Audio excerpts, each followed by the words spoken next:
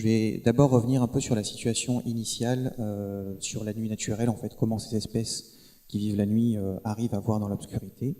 Ensuite, on va voir les impacts lorsque l'homme arrive et met de la lumière artificielle dans tout ça. Et ensuite, les solutions. Donc, déjà, un premier élément, c'est, tout le monde n'a peut-être pas ça en tête, mais finalement, la majorité des animaux vivent la nuit, au moins en partie. Donc ça, c'est des données qui sont issues de Holker et al. 2010, qui a listé en fait voilà, le nombre d'espèces par groupe biologique qui vivent tout ou partie la nuit. Finalement, il y a à peu près 30% des vertébrés et 65% des invertébrés qui dépendent du coup d'une nuit de qualité. Alors là, je ne parle pas de la flore, mais on y reviendra après. Effectivement, là aussi, la nuit est très importante. Donc là, ça permet de remettre un peu en contexte. On ne va pas parler de quelque chose qui est vraiment marginal pour la biodiversité. Ça concerne au contraire la majorité des animaux. Alors comment ces espèces qui vivent la nuit arrivent à voir dans l'obscurité? Elles possèdent en fait des adaptations qui leur permettent soit par exemple de produire leur propre lumière, ce qu'on appelle la bioluminescence. C'est assez peu répandu sur les animaux terrestres, mais on en trouve par exemple les lucioles, les vers luisants. Ou alors d'autres espèces aussi vont maximiser la lumière naturelle qu'il y a la nuit, puisque le ciel étoilé et la lune produisent une luminosité naturelle, et donc elles vont amplifier ces rayons lumineux, soit de manière biologique, avec plus de cellules photoréceptrices par exemple, soit de manière morphologique, avec des gros yeux pour amplifier la réception des ondes lumineuses. Donc ces espèces, elles arrivent tout à fait à voir dans l'obscurité, ce que nous ne savons pas faire en tant qu'animal diurne. D'autres animaux aussi vont utiliser le ciel étoilé, là pour le coup comme un repère pour se déplacer, puisque dans la nuit noire, le peu d'indices qu'il y a, ça se trouve au niveau du ciel, la structuration des étoiles, le fait que le ciel tourne aussi au cours de la nuit autour du pôle céleste.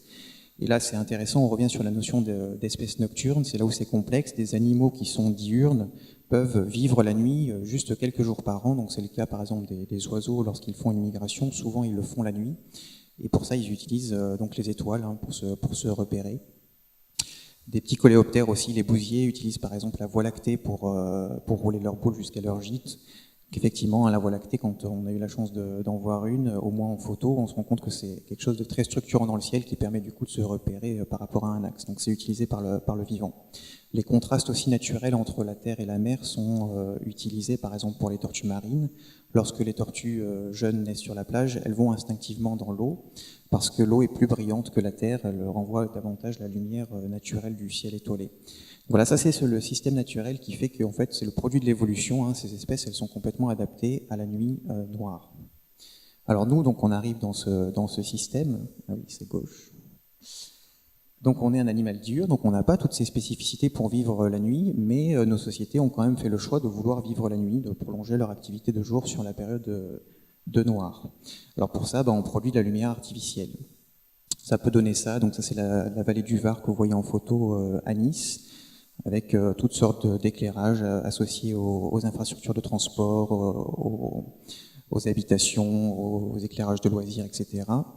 Il y a effectivement un atlas mondial de la pollution lumineuse, dont on a déjà un petit peu parlé, Falki et al, qui est sorti en 2016. Donc là, c'est une extraction sur la zone Europe, pour que vous voyez un petit peu. Donc nous, en France, on a effectivement maintenant plus vraiment de ciel totalement naturel. Au mieux, on a des zones vertes qui sont déjà des zones un peu dégradées. Le mieux étant le bleu, donc on n'en a plus qu'au niveau du littoral. Et on voit bien effectivement toutes les villes en fait, hein, les grandes villes, puisque l'éclairage artificiel est effectivement très connexe à l'urbanisation. On voit bien la zone littorale, la vallée du Rhône, l'agglomération parisienne, etc. Donc nous on est quand même plutôt dans une zone préservée, mais il faut savoir que même ici, hein, le ciel n'est pas vraiment un ciel naturel. Alors, quels sont les impacts sur la biodiversité ?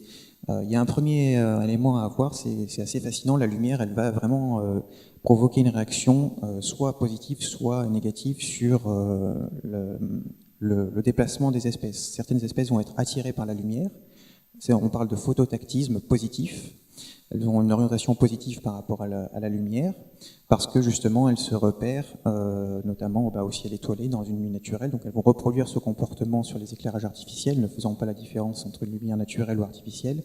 Donc là pour le coup elles vont se retrouver bloquées sous les lampadaires, Et donc ce sera ce qu'on appelle un piège écologique, un puits écologique. Ces animaux ne pourront plus en sortir, ils vont mourir soit d'épuisement, soit de collision sur les pare-brises, soit de surchauffe par rapport aux éclairages, soit de prédation par rapport à certains animaux qui sont capables de faire un compromis et de venir manger au niveau des lampadaires. Donc, au final, ça crée des effets démographiques, hein, une mortalité en fait des animaux. Alors maintenant, on sait que c'est vraiment quelque chose qui est dû à des quantités de lumière qui peuvent être très faibles. Il y a une publication qui est sortie là cette année en 2018. Ah, on voit pas le graphique, mais en gros, c'était sur les petites LED, vous savez, qui sont rechargées aux cellules solaires que les particuliers ont dans leur jardin. Et je pense que tout le monde se disait, oh bah là c'est très faible, donc du coup il n'y a pas d'impact. En fait, effectivement, la quantité de lumière elle est très faible, c'est à peu près 1 lux. Donc ce qui correspond, c'est à peine plus que la Lune. Que la pleine lune, mais en fait déjà à ces quantités de lumière-là, il y a un pouvoir attractif sur les insectes. Donc voilà, ça c'est vraiment une réaction qui est très, très sensible, très fine. Alors deuxième type de réaction, ah oui non, d'abord pour illustrer toujours cette attraction positive, là c'est les résultats donc d'une étude du CEREMA qui a travaillé à La Réunion sur des oiseaux marins, donc les pétrels de Barreau. En fait les jeunes vont naître au niveau du milieu de l'île et vont ensuite se diriger vers le littoral. Et là, eux, justement, ils sont leurrés par les éclairages artificiels et donc ils vont s'échouer à ce niveau-là. Et donc il y a un croisement qui a été fait entre la carte de pollution lumineuse et les points d'échouage en fait, des pétrels. Et on voit effectivement, ça reste une corrélation, mais elle est quand même assez parlante. Donc l'attraction par la lumière artificielle crée l'échouage des jeunes pétrels. Ça, c'est la réaction de phototactisme positif. Et après, il y a un autre groupe d'animaux qui, eux, sont repoussés par la lumière artificielle. Donc, vraiment une réaction opposée. Là aussi, c'est par rapport à ce qui se passe dans la nuit naturelle. Certains animaux ont fait une sorte de parallèle entre le fait d'être mis en lumière et le fait d'être potentiellement vu de ces prédateurs, donc de pouvoir être mangé plus facilement. Donc ils vont fuir en fait les zones éclairées. On retrouve ce comportement chez pas mal de mammifères, aussi bien des chauves-souris que des rongeurs, que des mammifères terrestres. On retrouve aussi ce comportement chez les espèces qui font de la bioluminescence, justement, qui produisent leur propre lumière, parce qu'en fait, ça ne marche que si l'environnement il est noir. La bioluminescence sert essentiellement à la communication, en fait, notamment entre mâles et femelles. Donc le signal lumineux n'a de sens, en fait, que s'il est fait dans un environnement qui est obscur. C'est comme si je parlais sinon dans une pièce où tout le monde parle, vous ne m'entendez plus, donc là, la lumière envoyée par les lucioles, par exemple, elle n'a de sens que si ça se passe dans un environnement obscur, donc ces espèces vont fuir aussi les zones éclairées, avec des résultats en haut à droite sur des vers luisants, donc par rapport à des éclairages LED qui montrent bien que quand les LED sont éclairés, on ne retrouve pas le vers luisant sous les LED, on n'en retrouve que entre les LED, et quand les LED sont éteintes, on retrouve des vers luisants partout. Voilà.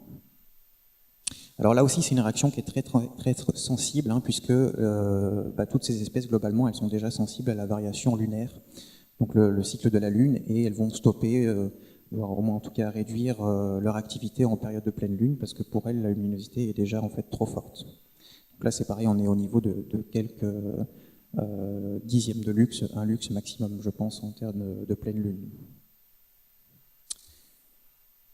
Toujours pour illustrer l'effet répulsif aussi, donc là c'est toujours issu de l'étude du CEREMA à La Réunion, pour montrer que un seul point lumineux en fait peut vraiment dégrader totalement l'habitat nocturne. Là ici c'est une plage qui pourrait être en fait en théorie utilisée par les tortues marines, parce qu'elle est assez propice en termes de morphologie, de positionnement, mais en fait la lumière artificielle dégrade l'habitat donc pour ces espèces-là. C'est là où il y a vraiment un changement de paradigme, y compris pour les écologues, hein, de comprendre que maintenant l'obscurité c'est un critère de qualité en fait d'un habitat. Alors jusqu'à présent on décrivait des habitats surtout en fonction de critères physiques, on va dire de la présence de végétation, de la pédologie, de la topographie, etc.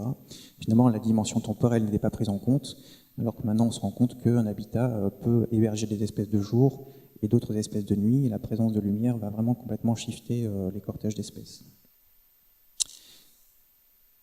Alors, autre conséquence, à des niveaux de biodiversité plus complexes, c'est les relations entre espèces. Effectivement, ce phototactisme positif ou négatif va se répercuter à d'autres niveaux, et notamment modifier les relations, par exemple, entre proie et prédateur, puisque certaines espèces vont être capables de faire un compromis, de venir se servir en fait au niveau de ces garde-manger artificiels, créés par les éclairages artificiels. Alors ça, ce qui est intéressant, c'est qu'on retrouve ce comportement chez certaines chauves-souris, comme les pipistrelles par exemple. Vous avez sans doute déjà tous vu des pipistrelles qui volent dans les lampadaires pour manger des insectes. Mais des travaux montrent que des collègues du muséum ont étudié ça. En fait, à une échelle plus large, même pour ces espèces dites favorisées par la lumière, on retrouve des effets négatifs de l'éclairage nocturne. La lumière artificielle contraint vraiment fortement la répartition de ces espèces. Pourquoi? Parce qu'en dehors de l'alimentation, pour laquelle elles sont capables de faire un compromis, elles vont rechercher quand même le noir pour ce qui est des déplacements, de l'hibernation, de la reproduction. Donc finalement, on ne retrouve pas du tout ce bénéfice à des échelles plus larges. Autre relation très importante qui est impactée aussi, c'est la relation de pollinisation, puisque la majorité des plantes à fleurs sont pollinisées par des insectes. Et donc, vu la quantité d'insectes nocturnes, effectivement, si ceux-ci sont bloqués sous les lampadaires, ils ne peuvent plus aller polliniser les plantes.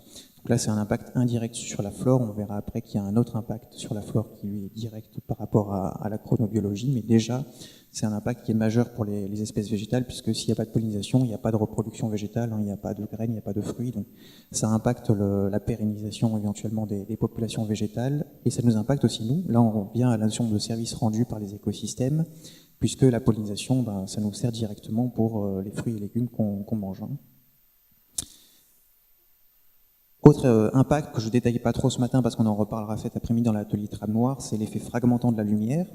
Donc la fragmentation des habitats, c'est un phénomène qu'on connaissait bien jusqu'à présent par les structures physiques, les routes, les habitations. Là maintenant, on arrive à démontrer que la lumière artificielle, alors que c'est quelque chose pourtant d'intangible, peut également constituer un mur en fait infranchissable, en tout cas très faiblement perméable pour certaines espèces nocturnes, parce qu'on retrouve cet effet d'attraction-répulsion qui multiplie en fait à l'échelle d'une infrastructure de transport par exemple, qui va créer donc soit un puits écologique linéaire pour les espèces qui sont attirées par la lumière, soit un espace linéaire répulsif pour les espèces qui sont repoussées par la lumière, et dans les deux cas, donc, cette structure lumineuse sera infranchissable. Voilà, donc un autre aspect aussi important sur les conséquences, c'est l'aspect de chronobiologie. Donc la lumière, en fait, elle ne sert pas que à voir, elle sert également à synchroniser les horloges biologiques, aussi bien chez la flore que chez la faune. Donc chez la flore, par exemple, c'est le ratio entre la longueur du jour et la longueur de la nuit qui varie au cours de l'année, qui permet de déclencher les phases les plus importantes du cycle de vie, comme la tombée des feuilles, l'ouverture des bourgeons, la mise en réserve pendant l'hiver, etc. Donc, on a également des travaux maintenant qui sortent sur la flore qui montrent bien qu'en ville, par exemple, les arbres vont ouvrir leurs bourgeons plus tôt ou tomber leurs feuilles plus tard, parce que c'est comme si on lissait finalement quelque part sur toute l'année les saisons. Il fait jour et nuit de la même durée toute l'année, quoi. Donc ça déstabilise les calendriers, ce qu'on appelle la phénologie. Il y a également des conséquences sur la faune, puisque là aussi, il y a une utilisation de la lumière comme un signal pour réguler les horloges. Alors pour résumer, donc là ça fait un peu écho à ce qui a été dit précédemment, c'est assez compliqué finalement de dire qu'est-ce que c'est que la pollution lumineuse pour la biodiversité. Déjà en termes de quantité de lumière, effectivement on est à la recherche de seuils, mais on voit bien que finalement la moindre lumière ne va pas provoquer des impacts, donc finalement la pollution lumineuse ce serait peut-être tout simplement le fait de mettre de la lumière artificielle la nuit. Et bien après, en termes de forme, c'est également complexe, puisque finalement, on a des effets qui sont liés vraiment à la lumière directe, des notions d'éblouissement, puisque toutes ces espèces nocturnes, elles ont des systèmes de vision qui sont adaptés à la pénombre, donc elles peuvent avoir des yeux qui sont très facilement saturés par la lumière. Un problème lié à la présence de sources ponctuelles, donc les points lumineux eux-mêmes, qui vont avoir un pouvoir attractif ou répulsif selon les espèces. Et puis après, on a des formes de lumière plutôt projetées au sol, par exemple, ou sur l'eau, qui vont impacter également des espèces. Une luminosité ambiante, un peu comme celle de la Lune, qui est reproduite du coup par les éclairages artificiels, mais beaucoup plus importante. Et puis évidemment, l'effet du halo lumineux, donc c'est l'association des particules de lumière avec les particules qui sont en suspension dans l'air et dans l'atmosphère, qui fait que la lumière stagne ici au lieu de partir dans l'univers. Et donc on a cette chape de lumière qui masque les étoiles et qui impacte toutes les espèces qui vont utiliser le ciel étoilé comme repère. Alors là, cette dernière forme de lumière, donc c'est effectivement là qu'on rejoint les enjeux d'astronomie, masquage des étoiles, mais effectivement pour la biodiversité, c'est simplement une partie en fait des effets de la pollution lumineuse. On a tous ces autres effets précédemment évoqués. Alors juste un point sur les connaissances aussi, on en a un petit peu parlé précédemment, l'historique en fait de la pollution lumineuse par rapport à la biodiversité, que l'un de mes rôles sur le sujet, c'est de faire une veille bibliographique déjà, au moins de savoir un peu ce que produit la recherche sur le sujet, et donc aussi d'avoir une rétrovision sur ce qui a été produit historiquement. En fait, les premières publications que j'ai trouvées, elles datent des années 1900-1915, donc finalement c'est très ancien, ça fait plus d'un siècle que des gens alertent aussi sur les aspects vraiment nature, vivants, par rapport à l'éclairage artificiel, notamment sur la tombée des feuilles des arbres ou sur les collisions d'oiseaux par rapport à des tours éclairées. Alors c'était des publications qui étaient uniquement observationnelles, c'était des constats de passionnés en fait qui alertaient, c'était pas encore vraiment de la recherche à proprement parler. Là effectivement, si on parle de recherche avec du coup des expériences qui sont vraiment démonstratives sur l'effet de la lumière, c'est beaucoup plus récent, ça a peut-être commencé dans les années 80, je dirais, avec des espèces assez emblématiques qui ont été étudiées. On a parlé des tortues marines, des oiseaux marins, des insectes. Et puis maintenant, ça explose quand même assez littéralement depuis quelques années avec des niveaux de biodiversité beaucoup plus complexes qui sont étudiés, donc la notion de relation entre espèces, l'échelle du paysage, les services écosystémiques, etc. Donc ça se diversifie beaucoup. Et j'ai extrait ce graphique d'une publication là en 2017 de chercheurs qui ont comparé le nombre de publications par rapport au changement climatique et de publications par rapport à la pollution lumineuse, et on voit que finalement depuis 2015-2016, les deux se rejoignent. Alors ça dépend beaucoup de la façon dont ils ont fait leur recherche bibliographique, les mots-clés qu'ils ont utilisés, mais bon, globalement ça montre quand même la montée en puissance de cette thématique qui rejoint quand même d'autres thématiques dont on parlait beaucoup plus que la lumière artificielle jusqu'à présent, comme le changement climatique. En termes de connaissances, selon moi, on a besoin de plusieurs choses. Il y a des groupes qui sont vraiment sous-étudiés, les rapaces nocturnes par exemple. La flore, ça commence, mais il y a quand même beaucoup de choses à faire aussi. Donc là, il faut reprendre presque tout à zéro, on va dire, sur les impacts de la lumière artificielle. Il y a des groupes qui sont déjà bien étudiés, mais on a besoin de plus de connaissances maintenant opérationnelles, justement, sur les impacts en termes de seuil, de composition, de quantité de la lumière, etc. Et puis après, comme on a déjà quand même beaucoup de connaissances, il faudrait aussi faire ce qu'on appelle des revues systématiques, c'est-à-dire des macro-études pour faire des synthèses de type méta-analyse, etc., pour compiler en fait la littérature existante. Et des partenariats pluridisciplinaires, puisqu'on a vu que ces enjeux ne concernent évidemment pas que la biodiversité. Donc, voilà, des études interdisciplinaires avec des sociologues, des géographes, des économistes, etc. Alors, sur les solutions, déjà, la bonne nouvelle, selon moi, c'est que la pollution lumineuse est réversible. C'est-à-dire qu'en gros, c'est une pollution qui a peu de rémanence. L'exemple que je prends souvent, c'est la pollution des sols comme en opposition, puisque là, pour le coup, on ne sait pas vraiment résorber la pollution d'un sol aux métaux lourds, par exemple. Soit on enlève le sol, on le déplace, on ne fait que transporter la pollution, soit on peut utiliser des végétaux pour extraire les métaux lourds, mais après, pour l'instant, on ne sait pas vraiment quoi faire des végétaux. En fait, on ne sait pas vraiment faire disparaître la pollution.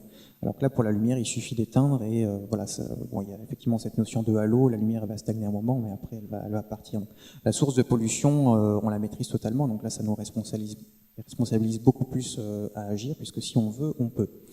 Donc il y a vraiment une question, à mon avis, déjà en amont à se poser sur l'opportunité même d'éclairer pour maîtriser beaucoup mieux l'émission de lumière.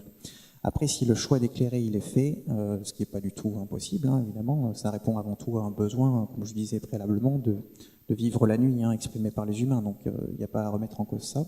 Il faut plutôt essayer de raisonner ce besoin en éclairant ce qu'il faut, quand il faut, où il faut.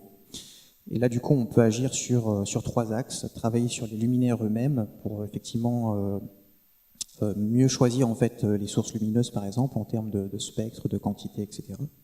La temporalité de l'éclairage et puis la répartition spatiale de l'éclairage. Alors, je vais essayer de voir un peu les trois axes rapidement. Ça marche à nouveau plus. Alors sur l'axe, donc par rapport aux caractéristiques des luminaires eux-mêmes, il y a une mesure qui est quand même maintenant assez anciennement mise en avant, c'est l'orientation des luminaires pour réduire ce qu'on appelle le ULOR, donc la part de lumière qui part au-dessus de l'horizontale. Donc en gros de ramener l'éclairage vers le sol, puisque généralement ce qu'on cherche à éclairer c'est une chaussée, un trottoir, enfin quelque chose qui est au sol et pas en l'air. Donc les éclairages boules évidemment sont les pires pour ça, ils éclairent quasiment uniquement vers le haut. Là où on peut avoir encore des conflits, parce que généralement, en termes d'éclairage public, là, on a quand même bien gagné ces dernières années. Les éclairages, quand ils sont changés, ils sont beaucoup plus vers le bas. Là où on a encore un peu des conflits, hein, on va dire, c'est plutôt avec tout ce qui est mis en valeur de bâtiments, puisque effectivement, il y a encore beaucoup d'éclairage en contre-plongée, que ce soit sur le bâti ou même par rapport à des arbres, etc. Donc là, voilà, ça reste une orientation vers le haut qui est néfaste. Ça, c'était l'orientation des éclairages. Après, je suis obligé de passer un peu par là, même si c'est un peu barbant, parce qu'effectivement, c'est un sujet qui est assez technique, hein, vous allez voir pour ceux qui ne connaissent pas encore tout ça, sur le choix des sources lumineuses, puisque ça va avoir des conséquences assez importantes sur la composition de la lumière. En fait, il y a globalement 3 façons de produire de la lumière. Donc, il y a les lampes à incandescence que vous connaissez sûrement tous, qui sont maintenant vouées à disparaître, hein, complètement obsolètes, dans lesquelles il y avait un filament, et le courant passant dans ce filament produit de la lumière par effet Joule. Ensuite, il y a une deuxième catégorie qui est encore bien d'actualité, mais elle aussi vouée plutôt à disparaître, c'est les lampes à décharge. Donc là, on a une ampoule qui est constituée d'un gaz. On provoque une décharge électrique dans cette ampoule, et donc le gaz réagit en émettant des photons. Et en fonction du gaz, eh bien, on a des lumières qui sont différentes, justement, en termes de spectre. Donc les éclairages qui sont encore massivement utilisés, je crois que c'était à peu près 60% encore du parc public, c'est les éclairages à sodium haute pression, donc ils font une lumière orange, puisque c'est la lumière produite par le sodium quand il réagit à la décharge électrique, donc avec ce spectre ici qui est relativement étroit dans la zone du orange. Et là maintenant on passe à une 3e catégorie d'éclairage qui change complètement, hein, c'est les LED. Donc il n'y a plus d'ampoules à proprement parler, c'est des composants électroniques qui vont réagir au passage du courant en émettant là aussi de la lumière. Alors les LED à la base, elles sont disponibles en couleur monochrome, rouge, vert, bleu, jaune. Et donc la façon de produire de la lumière blanche, puisque c'est le souhait hein, globalement des éclairagistes d'avoir des lumières blanches, eh bien c'est de partir d'une LED monochrome bleue et ensuite de filtrer cette lumière par une matière jaune qui s'appelle, c'est du phosphore en gros. Et donc, eh bien, ça produit ce qu'on appelle une correction chromatique. Le bleu passant par du jaune, comme on est en termes de couleur de lumière et pas de couleur de peinture, c'est un peu différent. Le bleu passant par du jaune devient du blanc. Donc nous, on voit du blanc quand on voit la lumière produite, mais en fait, il faut savoir que derrière ça, il y a un gros pic de bleu dont on a un peu parlé déjà tout à l'heure, qui est dû à la LED, et ensuite on a les autres longueurs d'onde qui sont dues donc au phosphore, et donc c'est pour ça que globalement on a du blanc, mais avec une forte proportion de bleu.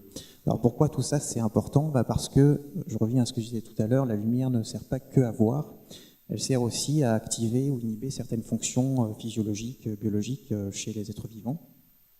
Et donc en fonction de longueur d'onde, on va avoir des effets différents, et en fonction aussi des espèces auxquelles on s'intéresse. C'est là où on arrive vraiment dans la complexité du problème.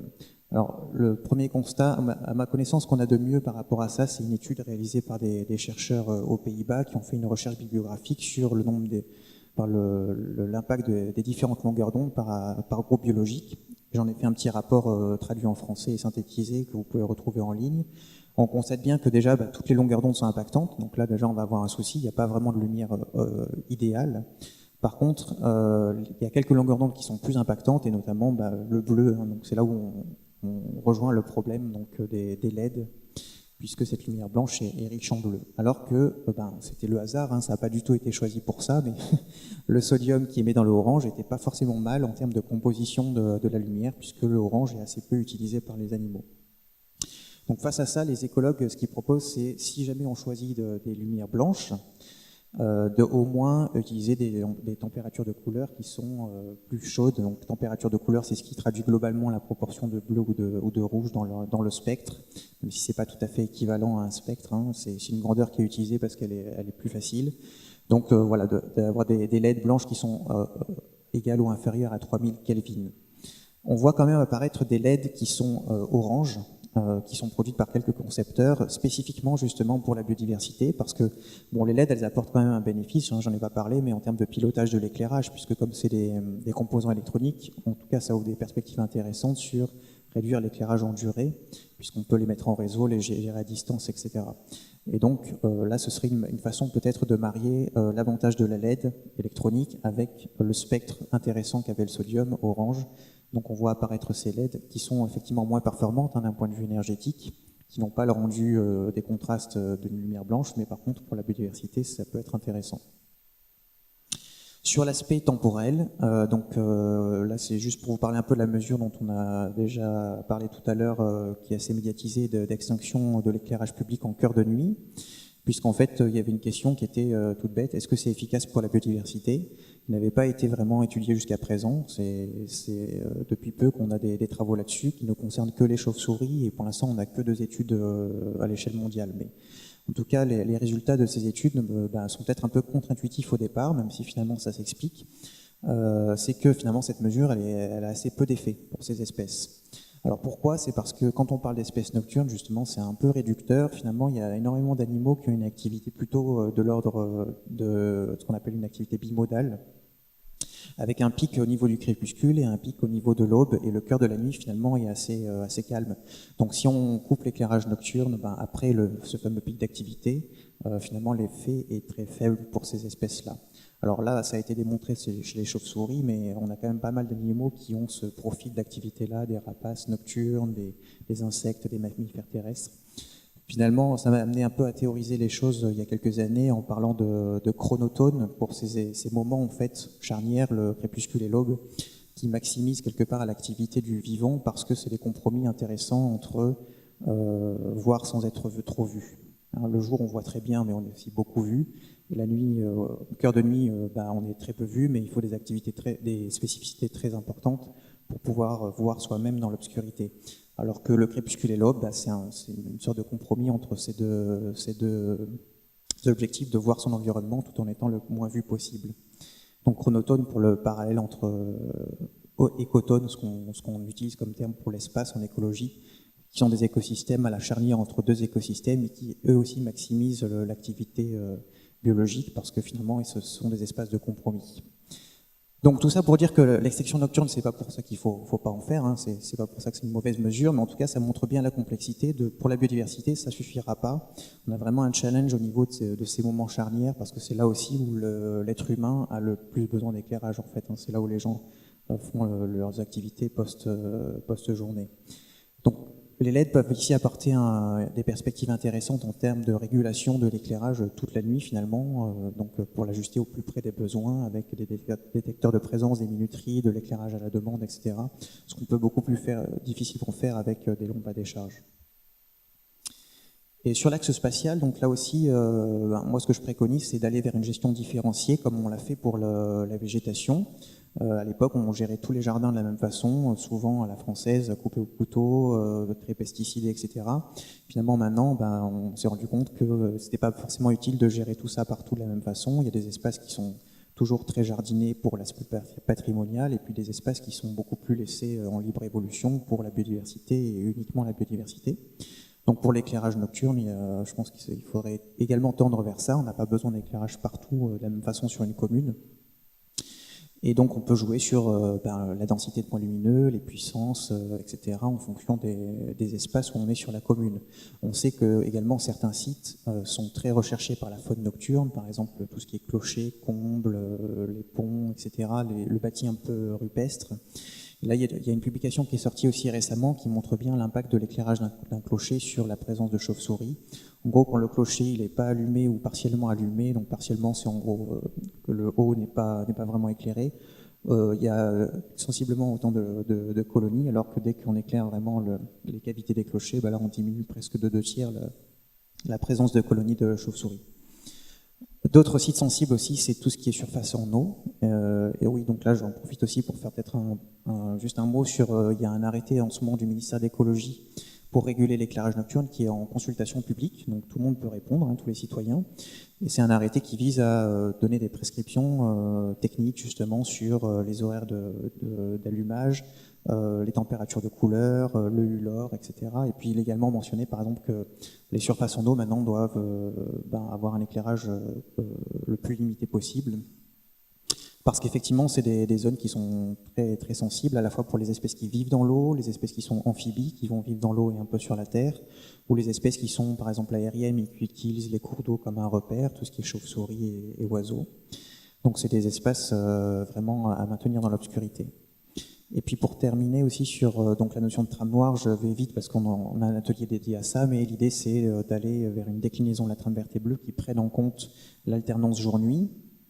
et donc qui soit basé en fait sur également le niveau d'obscurité au même titre que les autres paramètres qu'on regardait jusqu'à présent. Je reviendrai sur ça cet après-midi, mais voilà, il y a quelques projets maintenant qui ont été réalisés jusqu'à terme, notamment dans les Pyrénées ou à Lille, de trame noire. Et puis dernier mot sur les indicateurs aussi, ça c'est un vrai enjeu de pouvoir suivre et évaluer finalement toutes ces choses-là. Alors on a engagé une réflexion cette année sur des indicateurs de pollution lumineuse en essayant de découper la réflexion en 3 axes, donc la fameuse typologie, pression, état, réponse, pour essayer d'avoir des indicateurs donc, de pression, c'est-à-dire tout simplement quel est le niveau de pollution lumineuse en France et comment il évolue à l'échelle nationale. Et on voit bien que c'est très compliqué parce qu'on a déjà l'aspect quantité de lumière, temporalité de la lumière, composition de la lumière, et même quand on parle uniquement de quantité, qu'est-ce qu'on parle de quoi? La lumière qui est vue vers le haut, par le haut, qui est émise vers le bas, etc. Donc c'est très compliqué. Et puis on aimerait également avoir des indicateurs d'état, donc sur en fait comment certaines espèces qui sont très sensibles à l'éclairage vont réagir en termes de répartition, d'activité, de phénologie. Et puis des indicateurs de réponse, donc là c'est en gros comment la société répond à tout ça par le biais d'actions de réduction de l'éclairage nocturne. C'est une réflexion qu'on mène dans le cadre de l'Observatoire national pour la biodiversité.